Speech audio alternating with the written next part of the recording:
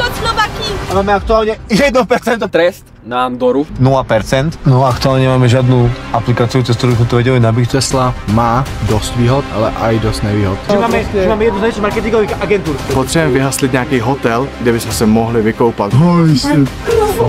Po cestě jsme u cesty našli bombu plynovou. Přežili jsme naši noc. Priatelia, toto je 5. deň, čo sme na našej ceste do Afriky Teslou. Už jsme zdolali 3000 km a dalších 5500 je před náma. Ještě stále nejsme vykoupaný, což se musíme vykoupat v každém státě a musíme stát opustit do 24 hodin a ani jedno zatím se nám nedaří. Pokud jeden z těchto tasků nebo z jakýkoliv nesplníme, tak nás čeká trest a ten fakt nechceme. Máme tu ešte jedno pravidlo a to je to, že musíme v každom štáte vymeniť jeden item. To sa nám našťastie podarilo včera v Paríži, čiže jeden z 3 taskov máme splnený a čakajú nás ešte 2. Našu aktuálnu polohu, aktuálne tresty a mnoho viac nájde na našom webe tesladoafriky.sk. Ale zároveň stále na našich Instagramov prebieha súťaž o tento iPhone, tak sa budeš zapojiť.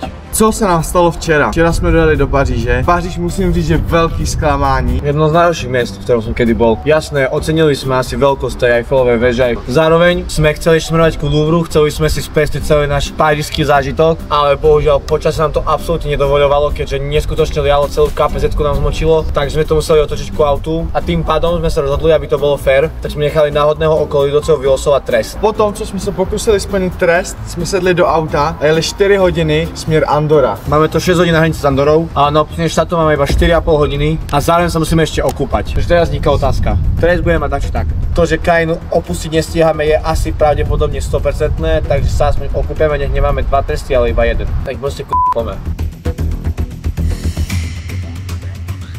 My sme sa zás a znova prepočítali, na opustenie tejto krajiny nám ostáva presne 21 minút a na kúpanie to máme 27 minút. Takže pokiaľ to nesmieme sa okúpať, to znamená, že neosujeme si jeden tresty, ale 2. Takže přátelé, našli jsme to, co jsme hledali. Možno niečo lepšie, ako sme hľadali. A jdeme to prostě vyzkoušet, jdeme. Verím v to, že to bude prvá pozitívna vec na celom Francúzsku.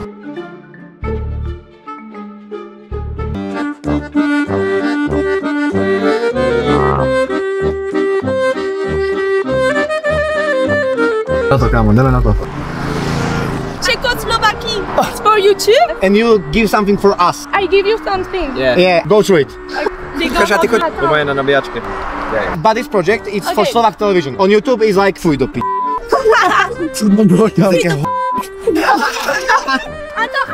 Wait, To co, chlapci? Protože sme ostavili ľudí, aby sme niečo vymenili. Masaker. I give you this. Okay, that's really good. Okay? Yeah. Oh. Oh my god. Kámo, ty to? Ešte raz. And we take the candle. Okay, that's fair. Thank you. Thank you so much. Have a nice day, bye. Náš cíl ještě dneska je vyjet touhle Teslou na vrchol, který je vyšší než nejvyšší vrchol Slovenska.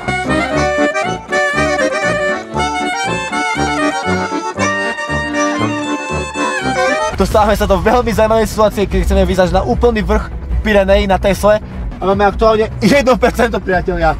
A my musíme zísť ešte dole. Ale pán šofér hovorí, že je to všetko v poriadku, tak úplne si chillujeme. Přátelé, tady je 7 stupňů, my máme na sobě plavky, tady umrzneme všichni, ty kokos.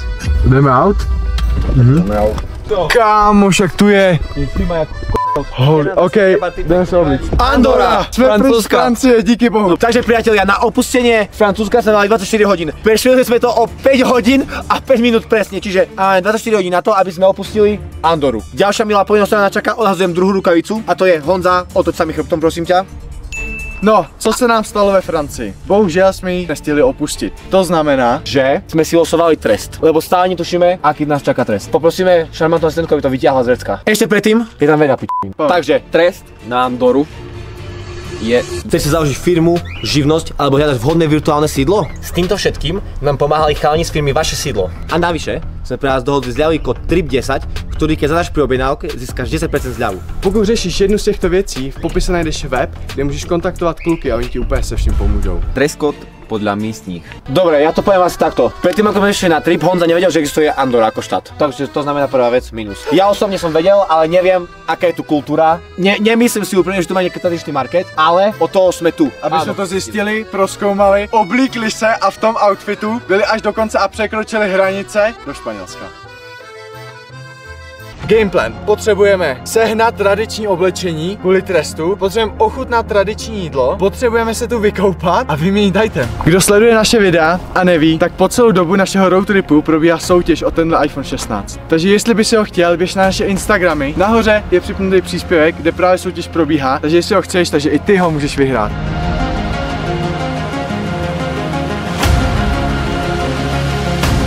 Došlo k najhoršiemu. Máme aktuálne 0%. Nachádzame sa v jednom z najvyšších asi pohorí v Pyrenejách. Ideme na nabíjačku. Tu nejaké hotely, kde samozrejme to parkovné nejako platené, ale tak už keď sme tu v horách, tak chceme to nejako zadarmíko vyriešiť. Čiže máme ready zoznam hotelov, ktorý ideme preskúmať, ale s tým bude spojené aj to, že musíme nájsť nejakú nabíjačku zdarma. Chlapci, co se děje, my nenabijeme? No aktuálne nemáme žiadnu aplikáciu, cez ktorú sme to vedeli nabiť, ktorá by podporovala náš telefón. Stále nám asi jediné a to je hotel pravdepodobne, lebo no nevidíme to veľmi rúžovo, ale máme 0% v Andore. Tesla má dost výhod, ale aj dost nevýhod. Tohle je jedna z nich a v Andore prostě není žádná nabíječka, která by podporovala tou aplikaci, takže hledáme, no.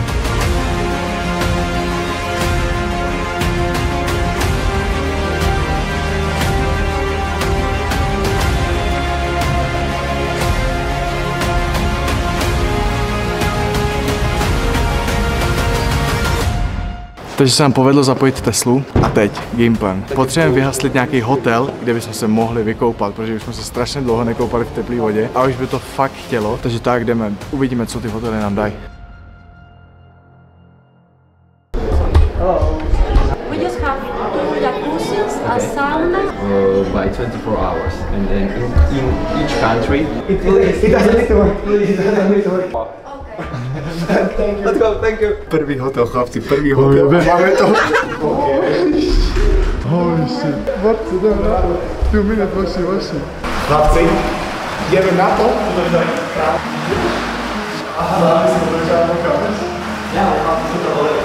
Bylo to washi po 4 dnech, co jsme se... But you can choose something from that.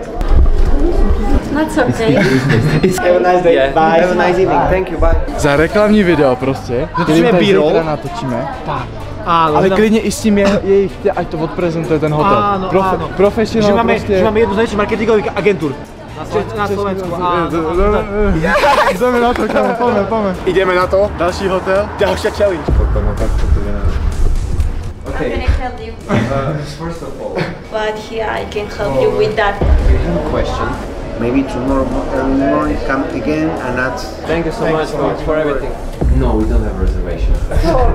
No, it's okay. It's not your problem. Výrazne neúspešne, ale to bolo aj tým, že koľko je hodín jedno s druhým. Myslím si, že táto výzva by sa mala prenášať ďalej proste a poďme to ďalej hasliť. Je reálna, ale musíme na to jít dřív, protože ty manažeři prostě, kterými potřebujeme, tu už nejsou. To znamená, že sme sa poučili a ideme na tom ďalej pracovať. My to máme 20 minut do hlavního města Andory a tam bychom chtěli vyhaslit ochutnávku, protože tu ještě nemáme splněnou, takže uvidíme, zkusíme. Tak, takže jdeme.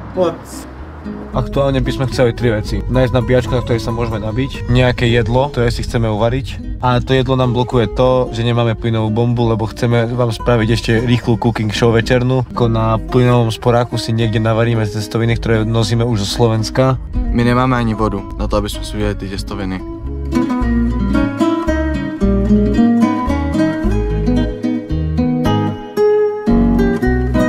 Přátelé, abych popsal situaci. Po celé Andoře jsme hledali, kde dokážeme nabít, přenocovat a ještě si uvařit a najíst se, protože máme hlad. Nemáme ani jedno. Po cestě jsme u cesty našli bombu plynovou, takže už máme plyn a máme na čem vařit a někde si prostě musíme udělat jídlo.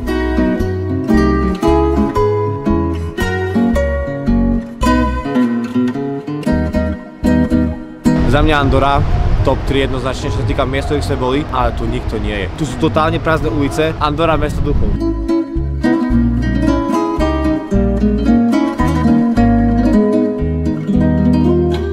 Ale přátelé, mě by nikdy nenapadlo, že by plynové bomby měly prostě jiný uzávěry. Nepasuje nám to, takže držíme hadičku prostě při tom. Plyn nám jde do toho, nějakým způsobem to hoří.